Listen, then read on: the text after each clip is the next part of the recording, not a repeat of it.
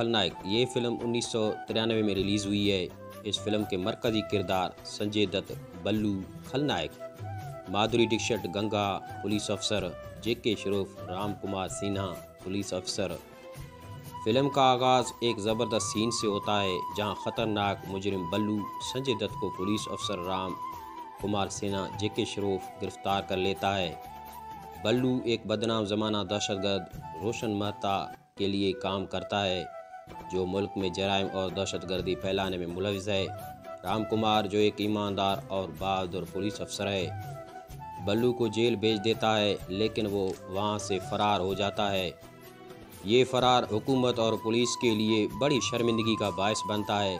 राम कुमार की साख भी मुतासर होती है क्योंकि वो बल्लू को काबू में रखने में नाकाम हो जाता है। अब राम का मकसद किसी भी कीमत पर बल्लू को दोबारा पकड़ना है। राम कुमार की मंगेतर गंगा माधुरी दीक्षित भी एक बहादुर पुलिस अफसर होती हैं। वो एक खुफिया मशीन के तहत बल्लू के गिरोह में शामिल होने का फैसला करती है ताकि उसका एतमाद जीत सके और उसे दोबारा गिरफ्तार कर सके। गंगा अपने मकसद के लिए एक रक्वासा के रूप में बल्लू के करीब पहुंचती हैं। वो अपनी जुर्रतमंदाना रूप और रक्स से बल्लू की तवज्जो हासिल कर लेती हैं।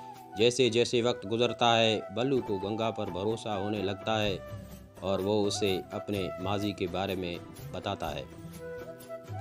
बल्लू के बचपन में उसके वालिद को छोटे इल्ज़ामात में कैद कर लिया जाता है जिसकी वजह से उसकी माँ और बहन को बहुत मुश्किलात का सामना करना पड़ता है। समाज के जुल्म और गुर्बत की वजह से बल्लू जराइम की दुनिया में कदम रखता है और एक दिन रोशन मेहता जैसे ख़तरनाक मुजरिम के लिए काम करना शुरू कर देता है। बल्लू बताता है कि वो मुकम्मल तौर पर बड़ा इंसान नहीं है लेकिन ज़िंदगी के हालात ने उसे ये राह अख्तियार करने पर मजबूर किया। गंगा को भी उसकी कहानी सुनकर उसके अंदर की तकलीफ़ और दर्द का एहसास होता है। बल्लू गंगा की खूबसूरती और बहादुरी से मुतासर होकर उससे मोहब्बत करने लगता है, हालांकि वो नहीं जानता कि वो असल में एक पुलिस अफसर है। एक दिन जब वो दोनों एक ख़तरनाक सूरत हाल में फंस जाते हैं तो गंगा बल्लू की मदद करती है जिससे बल्लू का उस पर और भी ज़्यादा यकीन बढ़ जाता है। दूसरी तरफ गंगा का असल मकसद उसे राम कुमार के हवाले करना होता है लेकिन वो बल्लू के माजी और उसकी नरम दिली को देखकर कंफ्यूज हो जाती हैं। जब बल्लू को पता चलता है कि गंगा असल में एक पुलिस अफसर है तो वो गुस्से में आ जाता है और ख़ुद को धोखा खाया हुआ महसूस करता है। वो गुस्से में गंगा पर शक करने लगता है कि उसने सिर्फ उसके साथ खेल खेला है। इसी दौरान राम कुमार मौके पर पहुंच जाता है और बल्लू को गिरफ्तार कर लेता है लेकिन यहाँ कहानी में एक नया मोड़ आता है। गंगा पर यह इल्ज़ाम लगाया जाता है कि वो बल्लू की साथी थी और उसके साथ भाग गई थी। गंगा अदालत में अपनी बेगुनाही साबित करने के लिए जदोजहद करती हैं लेकिन लोग उसे शक की नज़र से देखने लगते हैं। वो अपने फ़र्ज़ और इज़्ज़त के दरमियान फंस जाती हैं। आखिर में बल्लू को एहसास होता है कि गंगा ने कभी भी उसे धोखा नहीं दिया और वो असल में एक ईमानदार अफसर है। वो अदालत में आकर सच बोलता है और ख़ुद को पुलिस के हवाले कर देता है ताकि गंगा की इज़्ज़त बहाल हो सके। राम कुमार और गंगा एक साथ हो जाते हैं और बल्लू जेल चला जाता है जहां वो अपनी गलतियों पर नदामत महसूस करता है। फिल्म का इख्तिताम बल्लू के सुधरने के इशारे के साथ होता है जब वो जेल में बैठकर गंगा के अल्फाज पर गौर करता है। गंगा को उसकी ईमानदारी और बहादुरी के लिए इज़्ज़त मिलती है और राम कुमार को उसका खोया हुआ वक़ार वापस मिल जाता है। खलनायक सिर्फ एक क्राइम थ्रिलर ही नहीं बल्कि जज्बात, फ़र्ज़ और निजात की कहानी भी है जो आज भी नाज़रीन के दिलों में ज़िंदा है। सड़क ये फिल्म 1991 में रिलीज़ हुई है। इस फिल्म के हिदायतकार महेश भट्ट, अदाकार संजय दत्त, पूजा भट्ट, सदाशिव अमरपुरकर, दीपक तिजोरी, नीलम महरा हैं। फिल्म का आगाज़ रवि वर्मा संजय दत्त से होता है जो एक यतीम और मेहनती टैक्सी ड्राइवर है। वो अपने बड़े भाई गोविंद उत्पल दत्त और भाभी नीलम महरा के साथ रहता है। रवि की ज़िंदगी आम लोगों जैसी ही है लेकिन उसके माजी में एक ज़ख्म है। उसकी बहन जो जिस्म फरोशी में धकेल दी गई थी, वो खुदकुशी कर लेती है।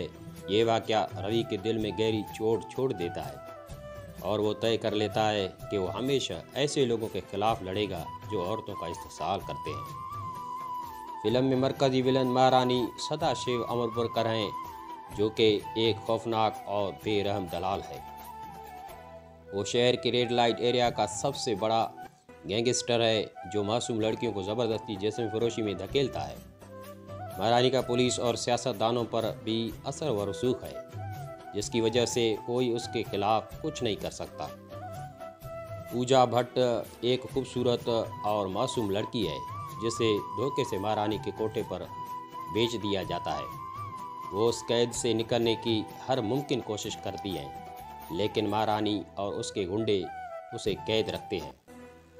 एक दिन रवि अपने दोस्त गानो दीपक तिजोरी के साथ शहर में होता है, जहां वो पहली बार पूजा को देखता है। उसे फ़ौरन ही पूजा से मोहब्बत हो जाती है। जब उसे मालूम होता है कि पूजा महारानी की कैद में है, तो वो उसे आज़ाद कराने का फैसला करता है।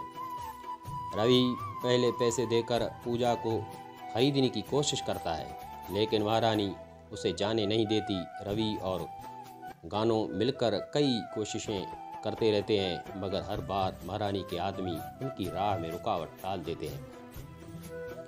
आखिरकार रवि अपनी जान की परवाह किए बगैर पूजा को वहां से भगा ले जाता है। दोनों एक होटल में छुप जाते हैं, लेकिन महारानी और उसके आदमी उन्हें ढूंढ निकालते हैं।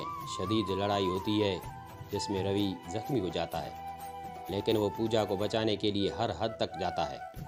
इस दौरान रवि की मोहब्बत और हिम्मत पूजा के दिल में भी जज्बात पैदा कर देती है, और वो भी उसके साथ रहने का फैसला करती है।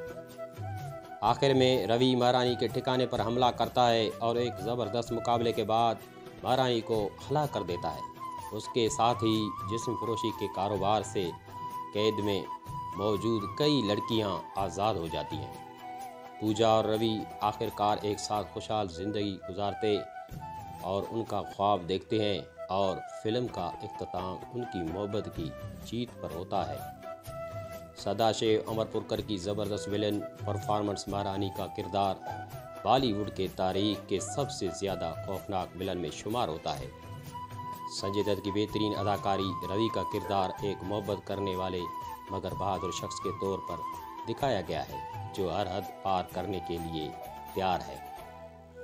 मौसीकी तुम्हें अपना बनाने की कसम खाई है, और जब भी कोई लड़की देखूं जैसे गाने आज भी मशहूर हैं। फिल्म जिस्म फरोशी, ख़वातीन के इस्तेसाल और सिस्टम में बदनवानी जैसे मौज़ूआत पर रोशनी डालती है। ये फिल्म 90 की दहाई की सबसे कामयाब और जज्बाती फिल्मों में से एक थी, और आज भी नाजरीन इसे याद करते हैं।